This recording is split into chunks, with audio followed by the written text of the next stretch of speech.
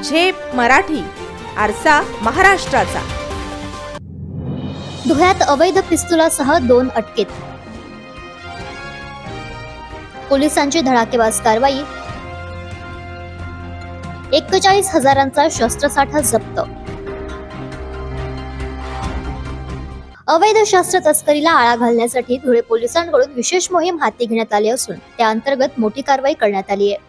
स्थानिक गुन्हे शाखेच्या पथकाने देवपूर पोलीस ठाणे हद्दीतील नगावबारी परिसरात छापा टाकून 2 तरुणांना अवैध पिस्तूल आणि जिवंत कारतुसासह अटक केली आहे। पोलीस निरीक्षक श्रीराम पवार यांना मिळालेल्या गोपनीय माहितीनुसार नगावबारी येथील कांक्रिया लॉन्स जवळ 2 संशयित तरुण अवैध शस्त्रांसह फिरत असल्याची माहिती मिळाली। त्यानुसार पोलिसांनी सापळा रचून 21 वर्षांच्या प्रणव किशोर शिंदे आणि 23 वर्षांच्या विनय देवानंद नेरकर या दोघांना ताब्यात घेतले।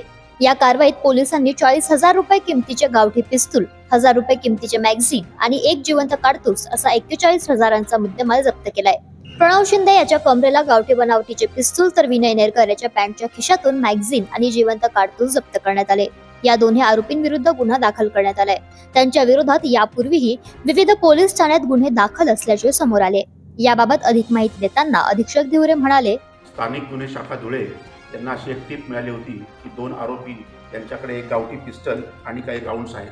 त्या अनुषंगाने आपण टेकी केली असता आपण 2 आरोपींना याच्यामध्ये अटक केलेले आहे। प्रणव किशोर शिंदे हा वय वर्ष 20 आहे आणि विनय नेरकर हा वय वर्ष 23 आहे।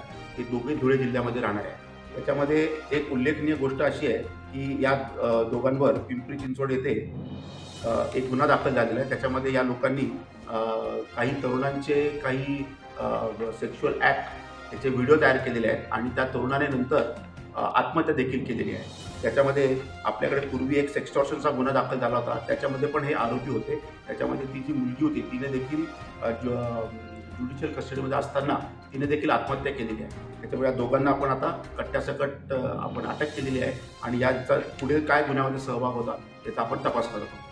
पोलीस अधीक्षक श्रीकांत धिवरे, अप्पर पोलीस अधीक्षक किशोर काळे यांच्या मार्गदर्शनाखाली स्थानिक गुन्हे शाखेचे पोलीस निरीक्षक श्रीराम पवार, पोलीस उपनिरीक्षक अमरजित मोरे, सहाय्यक पोलीस निरीक्षक Sanjay Patil, police head constable Shashikant Deore, Mukesh Wagh, Dharmendra Mohite, police constable Sushil Shinde, Harshal Chaudhari यांनी ही कारवाई केली।